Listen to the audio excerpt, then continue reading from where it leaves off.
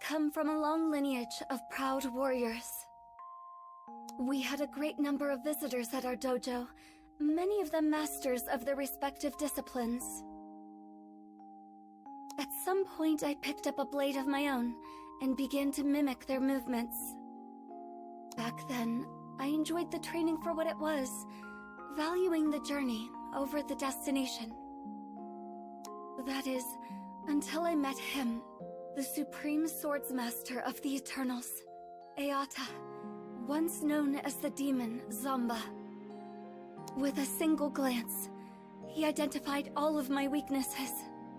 Then, with a few words, he taught me to overcome them. His strength was beyond captivating.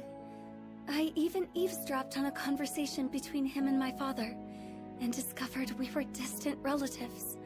I was elated. For some time, he continued to train at our family dojo. I took every opportunity I could to learn from him, following him wherever he went. I ate whenever he ate. I committed all his mannerisms to memory.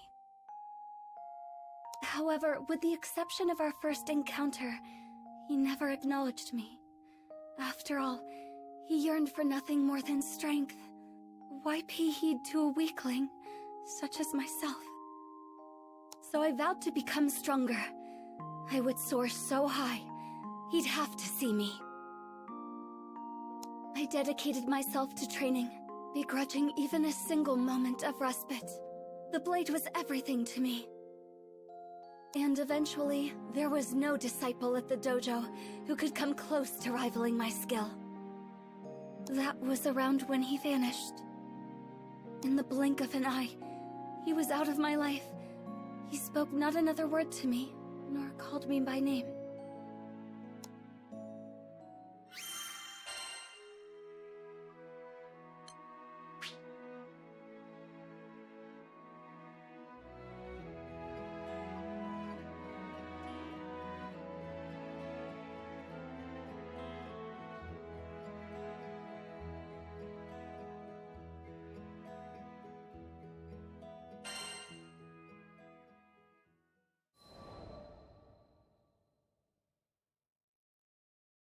I was meditating in the forest one day when a group of travelers approached me. I didn't know them, but they were the captain and the crew of the Grand Cipher, and my future. Initially, I thought they were lost and had come to ask for directions. I was only half cracked. They were seeking guidance, but not out of the woods. They wanted to learn martial arts from me. I shook my head. I was no master. Only a chrysalis, struggling to break free of my own shell.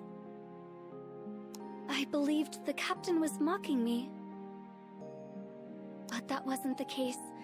I looked into the captain's eyes and found truth, alongside a burning desire for strength. It felt as if I was in his presence again. I found myself drawn to the captain. That's why I decided to join the crew of the Grand Cipher on their journey across the skies. I was convinced that this was the only path that could reunite me with Zamba.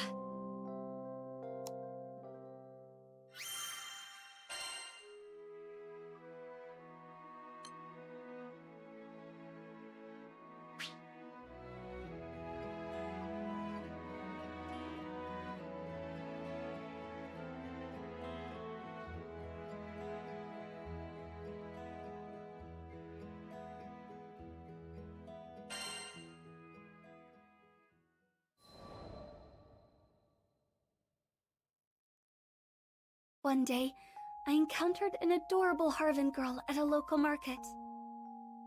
I'd already finished my shopping, so I decided to accompany her to a nearby cafe for tea and conversation. Upon parting, I asked for her name.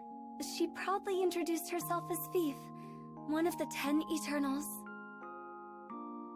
I had heard that Zamba once cared for a child of the same name. A jealousy brewed within me that I hadn't felt before. Zamba had taken notice of her, Yet he never once acknowledged me during our time together. My inner peace had been shattered. I retreated to the mountains and started my training anew.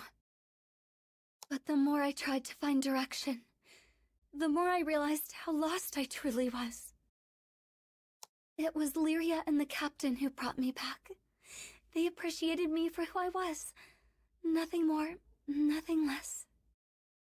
Perhaps I too could learn to love the living, breathing me, and not a ghost of the future. That thought filled me with so much contentment. I was ready to give up on chasing Zomba. But the universe works in strange ways. As soon as I was about to let go, Viel helped bring me and Zomba together again. It was then I finally put into words how I felt. I spoke about how I wanted him to acknowledge me, to call my name. He listened quietly, and for what I felt was the first time, truly saw me. But I had yet to see and love myself. As part of my quest for self-discovery, I crossed blades with Zomba. No, Ayata. We fought for days. He no longer believed I was a weakling. After our battle, we visited the tea shop, and it was there that he first addressed me by name. Never had tea and cake tasted so sweet to me. Now, with nothing holding me back, I am free to soar toward ever greater heights with my beloved companions on the Grand Cipher.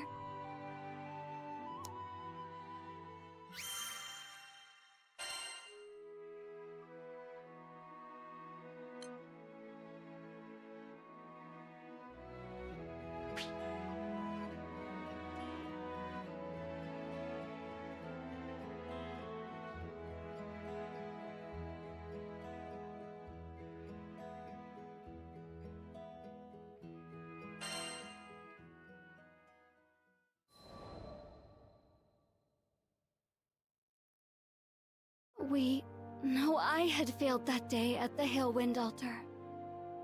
I had spent years training and sharpening my skills, devoted my entire life to the pursuit of strength. But in that moment, it all amounted to nothing. Our experiences in Zego Grande had planted a seed of doubt in my mind. Over time, it grew, dense and wild as a jungle, choking me with a sense of helplessness like I'd never felt before. I wasn't able to protect Lyria or the captain. I had found my identity as a big sister, as a guardian, but now that I'd failed, who was I? I thought about resuming my training, but I couldn't afford to isolate myself like that. What if something were to happen while I was away? Then, the solution came to me. Whenever the captain was about to take on a dangerous mission, I would complete it first. That way, I could train myself and protect the crew in one fell swoop. I was too blind to see that despair had clipped my wings and chained me once again to the past.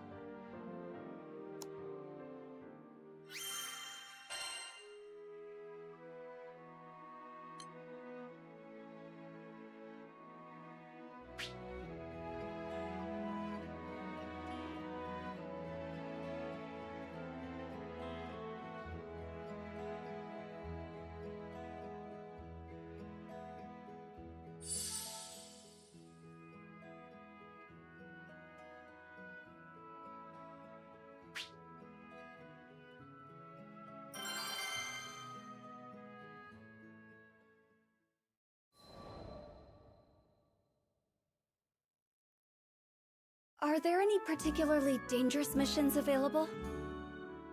Sierra Carte, with her usual cheery disposition, set a list of options before me. Sure are.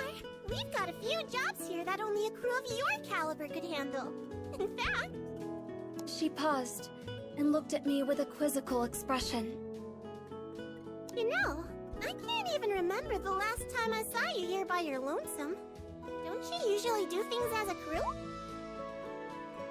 I told her I intended to undertake these missions alone, as part of my training. I gotcha. The grind never ends for you, huh? Just don't push yourself too hard, you hear? I nodded, only half acknowledging Sierra's words.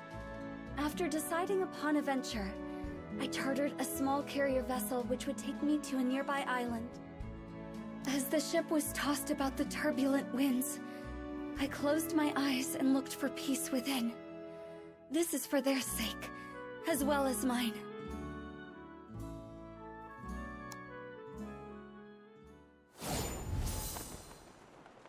According to Sierra, the threat should be somewhere around here.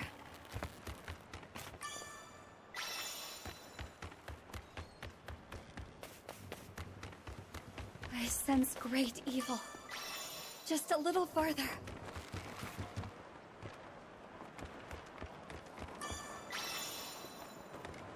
Free Flutter stance.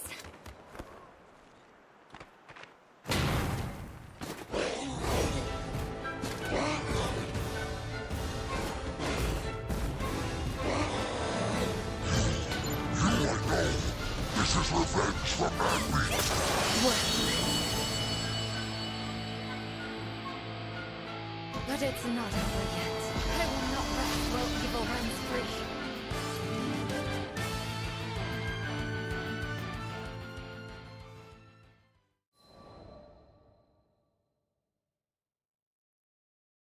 Do you not have anything more dangerous? I made quick work of the mission and returned at once to Sierra. She seemed taken aback when I demanded more work, but I was determined. If someone had to risk their life, better me than the captain. The crew didn't have to know. They would be kept free from worry and danger, while I grew stronger. I was so absorbed in my thoughts, I'd failed to notice how Sierra's eyes grew ever more clouded with worry.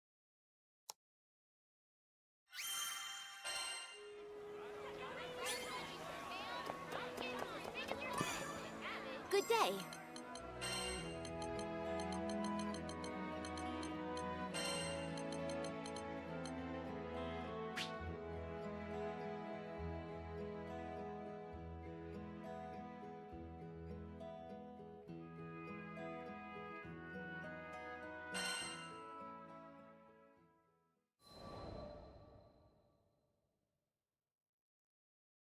I continued to take one treacherous job after another. If you want someone safe, then keep them from entering the tiger's den. It's as simple as that. Are you really sure you're up for another one, Narmaya? Sierra worried for me, but there was no turning back now. My labor had bore fruit. The rest of the crew was beginning to look healthier, better rested. They returned earlier from missions, bearing fewer injuries. I appreciate the concern, Sierra, but the path to strength is long and narrow, and I must continue down this path, for all of their sakes. I was fixated on protecting my loved ones. They were all I could see. If they were safe, then nothing else mattered. That thought alone was enough to steel my resolution.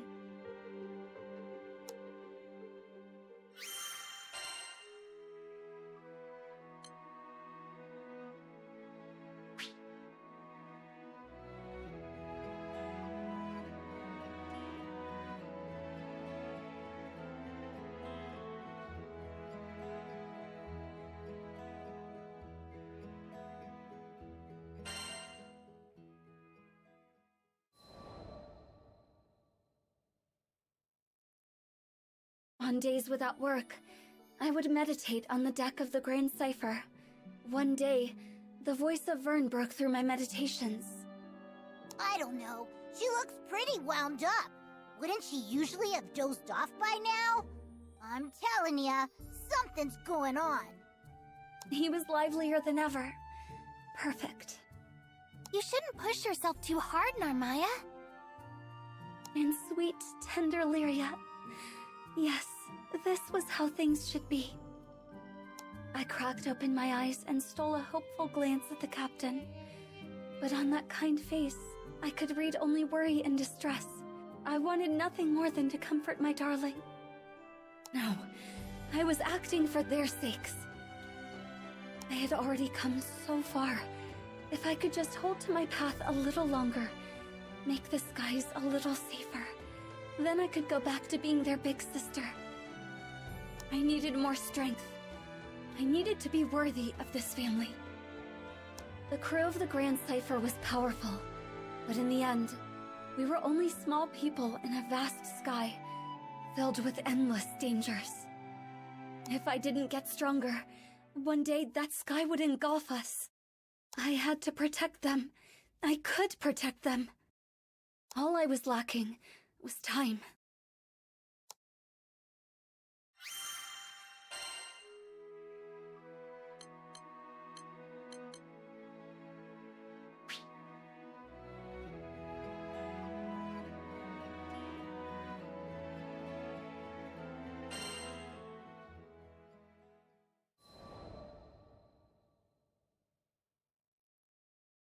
I couldn't believe it. I rushed back to Zero after every mission, but that day the captain had dropped by without my knowledge and taken up a request, a particularly treacherous one. It was careless to think that Zero would reserve every single dangerous job for me. The Grand Cipher crew's more than capable of handling it. Couldn't she see? The universe worked in dark and mysterious ways. Their lives were always in danger. If I allowed monsters to wander free through the skies, their rot would continue to seep until I, just one lonely figure, could no longer hold back the tide. I had to hunt them all down. There was not a moment to lose. I had to cut down the root of evil, so it could never spread again. I would not kill out of malice, nor did I seek meaningless violence. But when weighing the lives of my loved ones against the lives of these beasts, the answer was clear. As long as their threat persisted across the skies, the crew would never truly be safe. And so I would wield my blade to protect the crew and the helpless. For the captain, I would become the harbinger of death. Everything is for the captain. My captain. My dearest captain. I would kill, and kill, and kill, and kill. Every last threat.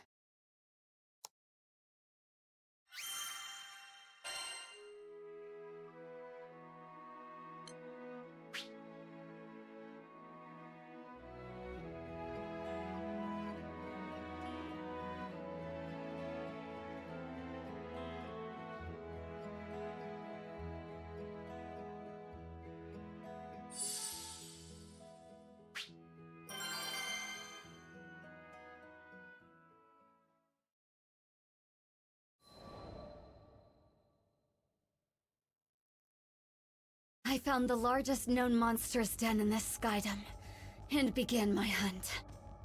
Die, for the sake of the skies, and my captain. My blade cut through flesh and bone. Again, again, again and again. And soon, time lost all meaning. How long was I there? Perhaps 3, or even 4 days.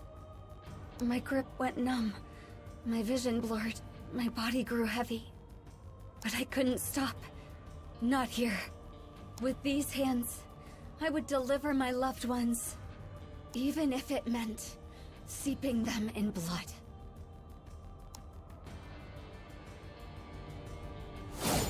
Next is 979. I must stay strong. For the captain.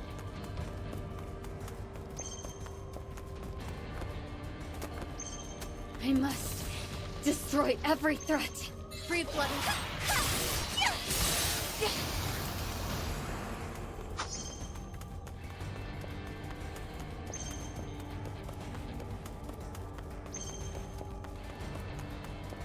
They must all be eliminated. Fly! My hands have gone numb, but even in death, my sword and I are one.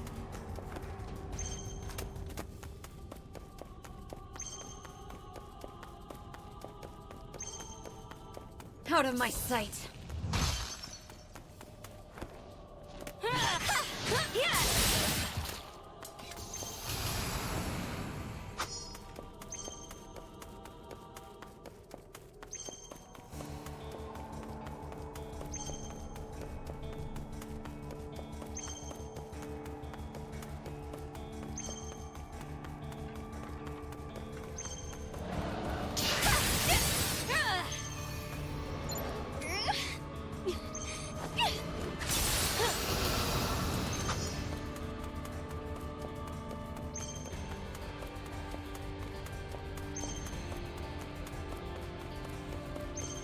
To see me is to see death.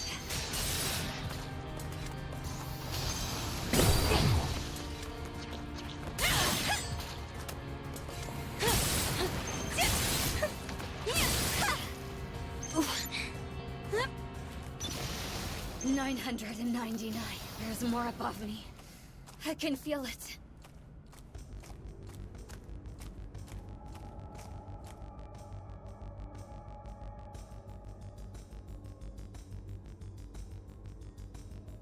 Here.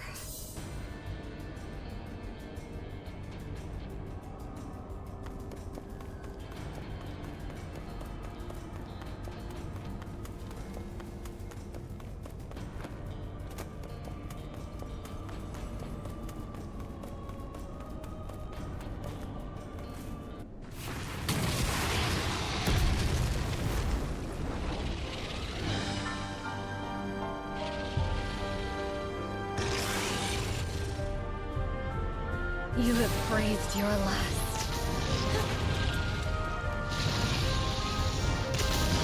Death breathes life.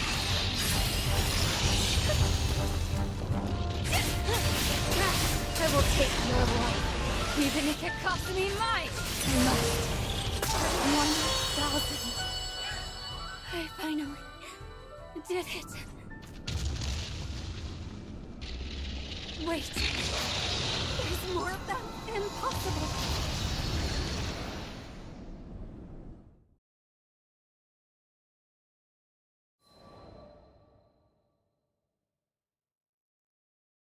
My body had reached its limit. I had managed to fend off countless hordes of monsters, but more kept creeping from the shadows. I summoned the last of my strength for one final swing. Then my sword clattered to the ground. Darkness. Monsters began to close in, claws drawn, ready to kill.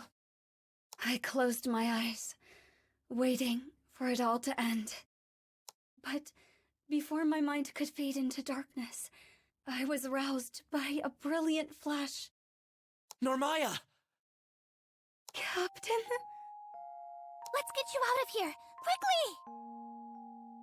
You had us worried, you know? Vern, Lyria too? The captain took my hand, but I couldn't leave yet. I had to finish the job. Narmaya, I'm so sorry we didn't notice what you were going through sooner. My heart plunged. I should have been the one apologizing. I was the one who failed. Gently, I tried to withdraw my fingers from the captain's. We heard it all from Sierra. Can't believe she's been giving you all the hard jobs. You were doing it to protect us, right? I parted my lips. They needed to understand that it wasn't Sierra's fault, that I brought this all on myself. But my arid throat could not push out a voice. After a moment of silence, the captain pressed down on my hand. Narmaya, I want to protect those closest to me, same as you. So if something's on your mind, don't keep it to yourself. We're here for you. And just like that, I was overcome with the emotions I had tried so hard to suppress. How could I have been so blind? Not a single one of us could protect the crew. But that's okay, because all of us could protect each other. The whole is greater than its parts. The captain's grip was firm and led me blinking into the sunlight. There, I saw worry etched into the faces of the crew. I realized that, by putting myself in harm's way, I hurt those who cared for me, those who loved me, those I wanted to spend my days with, now and forever.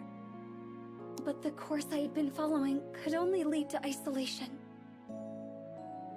The captain still hadn't let go of my hand, though the grip of those calloused fingers was firm. I felt a gentle kindness in their warmth.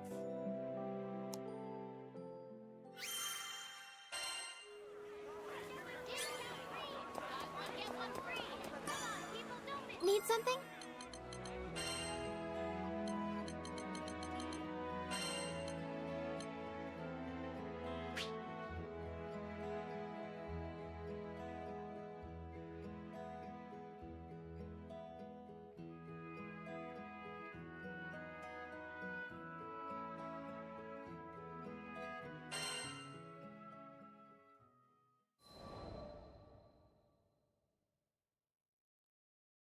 Captain, are you hungry?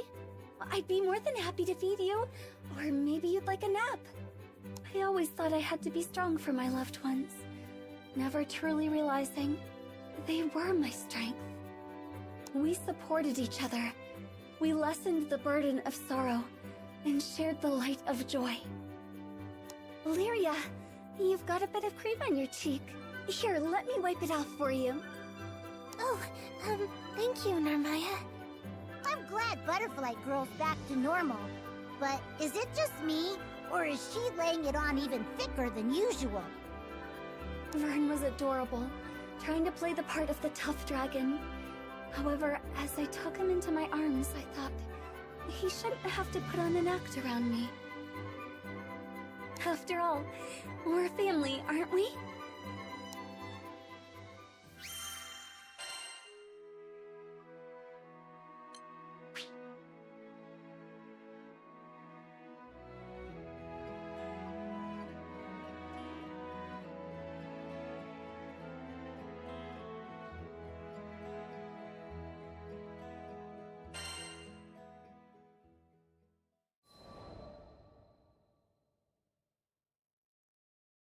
On a bright, quiet day, I had a sparring match with the captain. I once locked myself away from the world in the pursuit of strength, training in solitude. But I've since found that I train best with those I love around me, to lend me a guiding hand or an encouraging voice. The captain held nothing back during our session. It seems I'm not the only one who has grown stronger. Our blades rang bright and clear, and the captain's smile is a clear reminder of how far I'd come.